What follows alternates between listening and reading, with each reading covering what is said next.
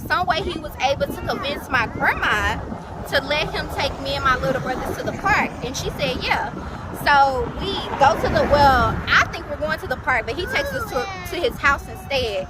And my little brothers are in the living room. He gets some like a pop and some chips, and he was like, "Y'all watch this TV so I can talk to your sister." And I'm 12 years old. I'm built straight up and down like a boy.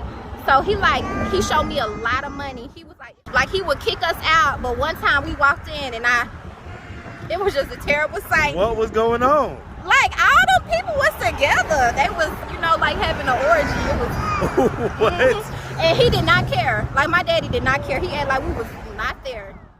We were literally living outside, like believe it or not, this man and his 3 children, and he did not care.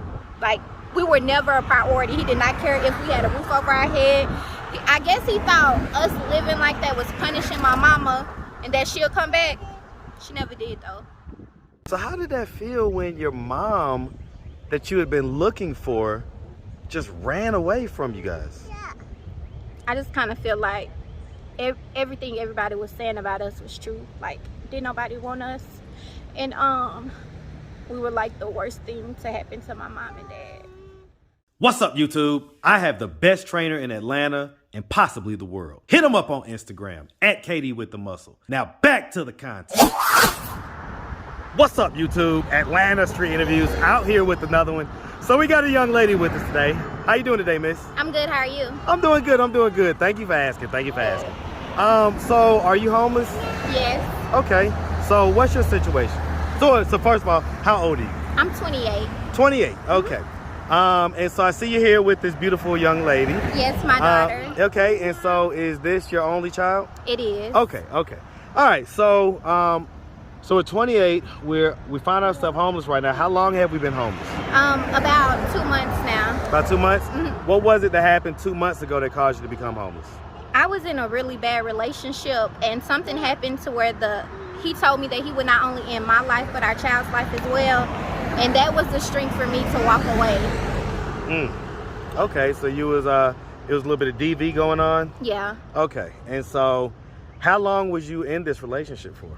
About 7 years. Wow. I thought I was in love. Okay, okay.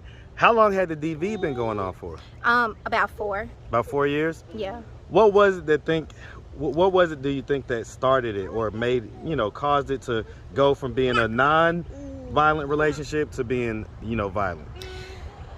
I think once this person realized that I felt like I didn't have anyone, or I was so desperate for love that I would accept anything, he just started showing his true colors. And I accepted it for so long because I thought I loved him.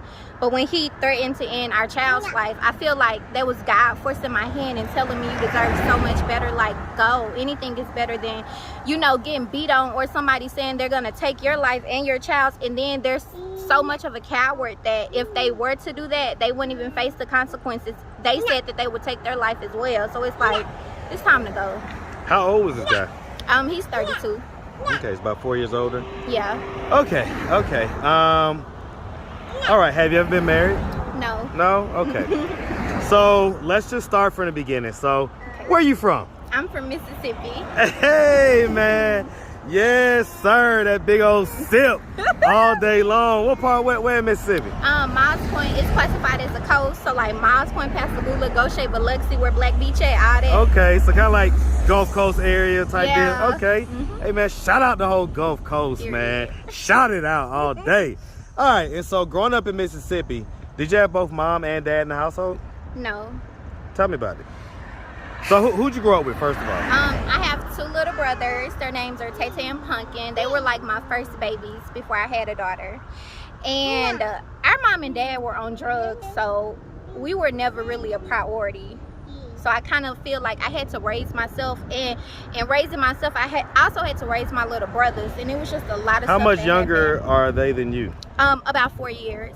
Okay, Yeah. and so 4 years, are they like back-to-back type of? Yeah, like Okay. steppers. Okay, okay, okay. Okay, so these were your little brothers, and so who were you living with at this point? Okay, so we lived with our mom and dad up until like 10. Okay. And before, like until this age, they were functioning drug addicts. They could, you know, get high, go to work, all that. But We talking about crack? Cocaine. Cocaine, okay. But when we turned 10, well, when I turned 10, my brothers were still very young. Right. And everything just went downhill. Like my mom, she started disappearing. My daddy started taking it out on us. And eventually we lost the house, and we were living like, we were literally living outside. Like, believe it or not, this man and his 3 children, and he did not care. Like, we were never a priority. He did not care if we had a roof over our head. I guess he thought us living like that was punishing my mama and that she'll come back. She never did, though. So, okay. And so I guess at any point, did you not live with them, or? Yeah, like, I say maybe the middle of the year when I turned 10, and my grandmother, she kind of was able to see what was going on, so she let my daddy and my little brothers come live there, and she was gonna let me too, but I'm kind of grown at this time because I feel like I done been through a lot. I feel like I done raised my brothers. I don't need nobody to tell me what to do, and it's nobody but God, because when I was 10, we were living in Goshen at the time. I made a friend and she was out of town. I went back to Las Vegas with them. At 10? At 10, I went back to Las Vegas. You was like, off the porch at 10? Yes, and like my grandma, she had reported me messing and stuff, but I was like, I don't want to go there. I was mad. I was mad at the world. And the only thing that mattered to me was my little brothers. And I felt like if my little brothers had a roof over their head and food in their belly, I'm fine. I'm going to make a way. I'm going to figure it out. So what was you doing in Vegas? I mean, I mean, nothing for real, because like I wasn't having sex or nothing. I was just basically up there with my friend, not going to school, looking crazy. But what adult was y'all with? Her mom and dad. And so they were cool with that? Yep. Until her aunt that lived in Vegas, so they came down for a funeral. And her aunt was like, we know you got Monique at the house with you. And she was like, no, we don't. And then one day her aunt seen me and the niece walking. And then after that, I had to go back to my grandma's house. And so what was that like when you went back? Oh, I didn't stay with my grandma for that long because, like I said, my grandmother tried, don't get me wrong. I know that she loved me, but I had so much hate in my heart.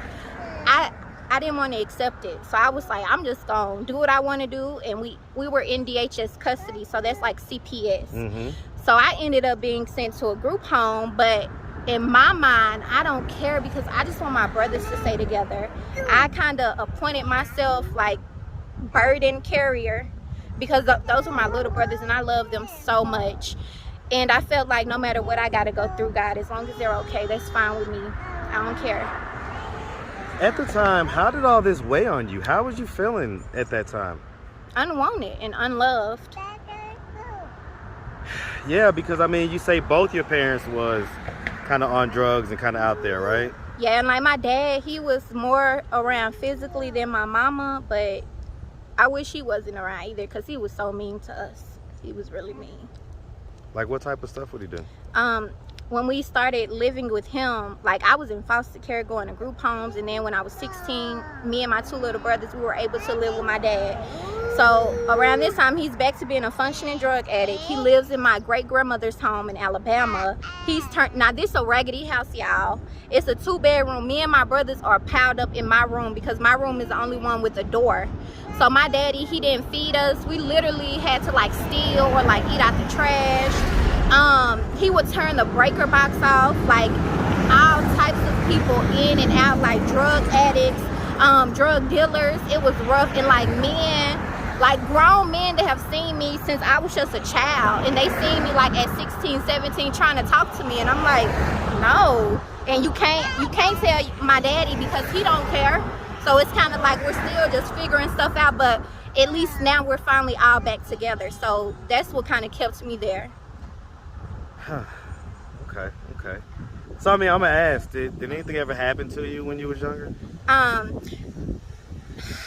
Well, I don't like to say something happened because it didn't get to that point. But when I was about 12, you know, I'm outside with my friends, and this is when we're popping. You know, you put your hands on your knees and you pop your back, really. And some reason, y'all, some way he was able to convince my grandma to let him take me and my little brothers to the park. And she said, yeah. So we go to I think we're going to the park, but he takes us to his house instead. And my little brothers are in the living room. He gets some like a pop and some chips, and he was like, y'all watch this TV so I can talk to your sister. And I'm 12 years old. I'm built straight up and down like a boy. So he showed me a lot of money. He was like, if you dance for me, I'm gonna give you this money. But I'm terrified. I'm like, no, I don't know how to dance. My mama know how to dance. I don't know what he's thinking, but I know whatever it is, it's wrong, and I'm scared. So I'm like throwing my mama under the bus. She know how to dance. I don't know how to dance, sir. And then he went out the room to go run some bath water. And when I say I ran into the living room so quick, and I told my little brothers, come on, y'all. And we left. And that was the end of that. Where'd y'all go? We went back to my grandma's house. Y'all walked there? Or? Sure did. And I wish, when that man did that, I really wish I would have said something, because years later, he ended up SAing an 11-year-old. Like, it was brutal. And I feel like if I would have said something, that possibly would not have happened to her. I was scared. So you never told anyone? No, not until I got older. I see. Wow. Okay. So, I mean, sounds like you guys are living in a trap house. Oh yeah, it was. And so, what was some of the worst things that you would see? Like, now that you're an adult, you get to look back on it. Okay, so like my daddy a drug addict, and he around all the dope fiends. So my daddy had a old Honda, and the hood used to fly up, y'all. He ain't never had no gas. He would send me and my brothers in the store with like 600 pennies, like, go get me some gas. So my daddy, he would always have to go to jail on the weekend. So during the weekday, he had a little job, head and strength. So he would always come to the house like every Thursday with like some dope fiend women, like women of all shapes and colors, and they would legit be in the living room. Like, he would kick us out, but one time we walked in and it was just a terrible sight. What was going on? Like, all the people was together. They was, like having an orgy. It was What? And he did not care. Like, my daddy did not care. He acted like we was not there. He acted like we would. He tried to make it seem like we were the issue because my mom didn't want to be around. So he was like, I can't believe she done stuck me with these damn kids. So I'm gonna treat them however I want to treat them. And if she gonna come around, she gonna come. And if not, then whatever. How did that make you feel? Like I said, I felt unloved, unwanted. One day, my little brothers and I, we walked and we went to go look for my mom. And I kid you not, when we found my mom and she seen us and she realized it was us, she took off running. Wait, what? Yeah. And she took off running? Yeah, she took off. She ran away? Yeah, she ran away. She said that we were bothering her. And for so long, like, I say from like 10 to maybe 21, because that's when I met like her dad, but I really wasn't serious. I feel like that's another reason too. It was so easy for me to get in a relationship like that because my warped definition of love, yeah. And it was just rough. So how did that feel when your mom that you had been looking for just ran away from you guys? I just kind of feel like everything everybody was saying about us was true. Like, didn't nobody want us, and we were like the worst thing to happen to my mom and dad. Okay. All right. And so, how old were you when that happened? When that incident where you was looking for her and you found her, she ran away? I was about 16. That's 16. Okay. Yeah. Okay. So 5 years later, we found ourselves in a relationship. So let me ask you before I go there, what is the relationship like with your parents today? I don't talk to my dad. He has other kids and he has a girlfriend, but I don't talk to him. I've tried to talk to him before, but it's like really uncomfortable because he doesn't feel like anything that he did to us was wrong. How many years has it been? It's probably been about 4 years. 4 years? Yep. Huh, okay. And what about mom? Well, my mama was in prison, and she just got out of prison maybe a year and a half ago, and she actually sat me down and talked to me, and I feel like I'm happy the conversation happened at the age it did, because had it happened when I was younger, I wouldn't have been able to accept the things she would have said. But when I got older, and had a child of my own, it was like, Monique, I was so in love with someone, we were on drugs. It was like, even though I knew I had kids, even though I cared about my kids, I couldn't be there for my kids. And she said leaving us was the most love she could have ever shown us. And she apologized. And that helped me a lot when she apologized. I'm imagining that at some point it went from being cocaine, powder cocaine, to being crack. Because that's kind of what keeps people out on the streets, you know? Yeah. Okay, so she apologized. So how was you guys' relationship today? She think I don't know.